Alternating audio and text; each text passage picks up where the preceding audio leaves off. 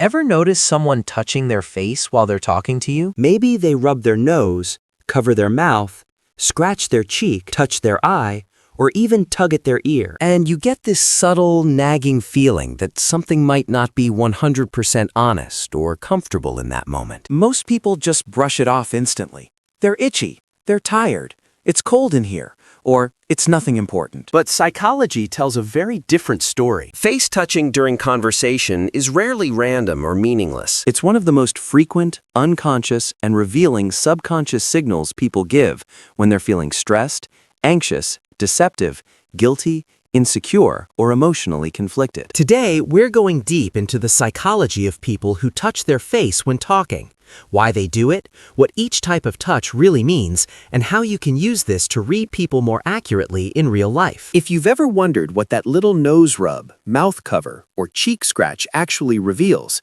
smash that like button right now, subscribe, and turn on notifications so you never miss the next psychology breakdown. Let's get into it. Reason number 1, stress, anxiety, and self-soothing. The most common reason by far. When people feel stressed, anxious, or under social pressure, their autonomic nervous system kicks in and releases adrenaline. This hormone causes tiny physical sensations, slight warmth, tingling, or perceived itchiness on the face. Touching the face becomes an automatic self-soothing behavior, a quick, unconscious way to calm the nervous system and reduce discomfort in the moment. It's exactly the same reason people bite their nails, play with their hair, or tap their foot when nervous. The body is looking for relief. Real-life example. You're chatting with a friend about something personal. Everything seems normal. Until you ask, "Are you sure everything's okay with your partner?" Suddenly, they start rubbing their nose or touching their cheek repeatedly. It's not an itch. Their nervous system is spiking from the emotional pressure of the question. They're self-soothing to stay calm. Another example. During a job interview, the candidate looks confident and answers smoothly. But every time the interviewer asks about their biggest weakness, they scratch their ear or touch their chin. Stress is building. The face touch is their body's automatic way of saying, "This question is deeply uncomfortable." Reason number 2, deception, lying, and cognitive load. The classic lie signal everyone thinks of. When someone lies or withholds important information, their brain has to work much harder to keep the story consistent, avoid contradictions, and monitor your reaction. This mental overload often triggers unconscious face touching, especially around the nose, mouth, or eyes. Because the brain is looking for any quick distraction or soothing sensation to reduce the pressure. Paul Ekman's research and multiple lie detection studies show that face-touching frequency increases dramatically during deception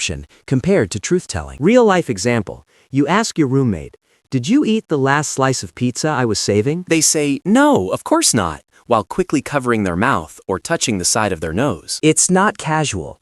The cognitive load of the lie is leaking directly through their hand. Another example. Your partner says, "I was just at the gym," but touches their lips or rubs their eye while answering. The brain is working overtime to keep the story straight.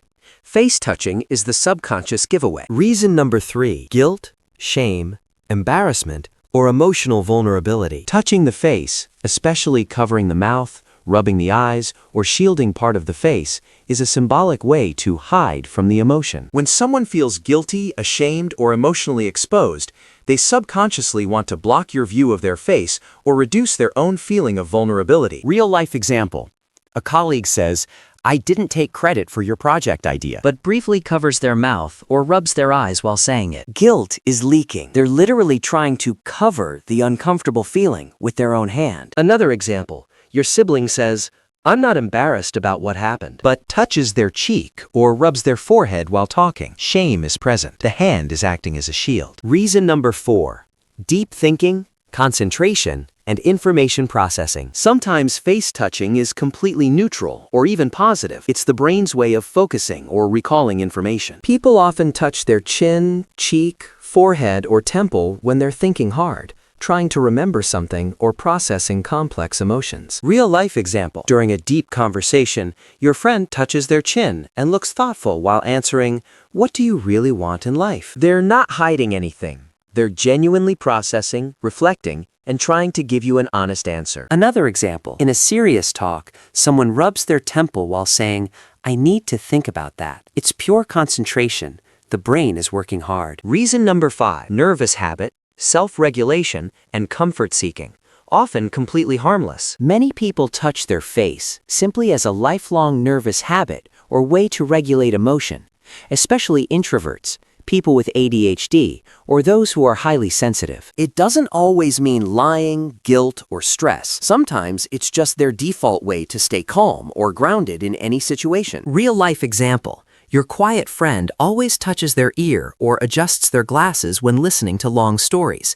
It's a self-regulation habit, not deception. Someone rubs their cheek or plays with their earlobe during casual conversations. It's comforting, like a security blanket they carry with them everywhere. Reason number 6, cultural, environmental, and physical factors. Context matters most of all. In some cases, face touching is purely physical. Dry skin, allergies, makeup adjustment, glasses slipping, or an itchy beard.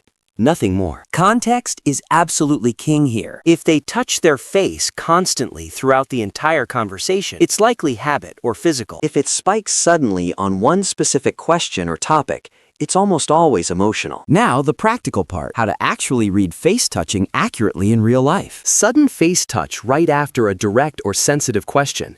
High chance of stress, lying, or discomfort. Face touch plus looking away plus speech hesitation or fillers.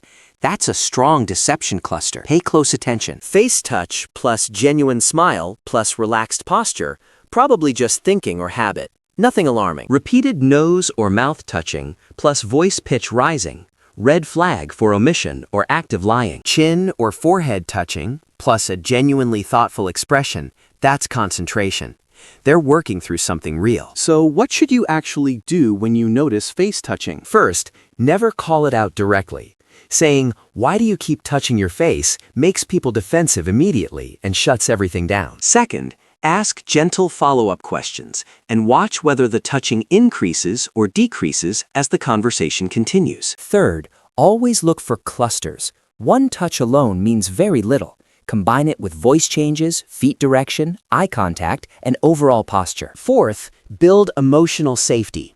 When people feel genuinely safe and unjudged, unconscious face touching naturally drops on its own. Fifth, become aware of your own face touching. You might be leaking your own emotions without realizing it at all. The deeper psychological picture now. Chronic or frequent face touching during conversations is linked to higher baseline stress levels, poorer emotional regulation, and increased social anxiety. On the positive side, people who become aware of their own face touching and learn to reduce it often report feeling more confident, more present, and more in control during important interactions. People who touch their face when talking aren't always lying, guilty, or hiding something dramatic. Most of the time, they're just feeling some kind of internal pressure, stress, anxiety, guilt, insecurity, deep thought, or even excitement they can't contain. The next time someone touches their face mid-sentence, remember their hand might be telling you more about their inner state than their words ever will. Pause for a second right now. Think about someone who touches their face a lot when talking to you, or maybe even yourself. What do you think is going on underneath? Drop your real story in the comments below. I personally read every single one and reply when I can. If this helped you understand people who touch their face, and maybe even catch your own habits, smash that like button right now. Subscribe and turn on notifications so you don't miss the next one. We're going deeper every week. Thanks for watching all the way through. Remember, sometimes the hand on the face is the loudest thing in the room. See you in the next video.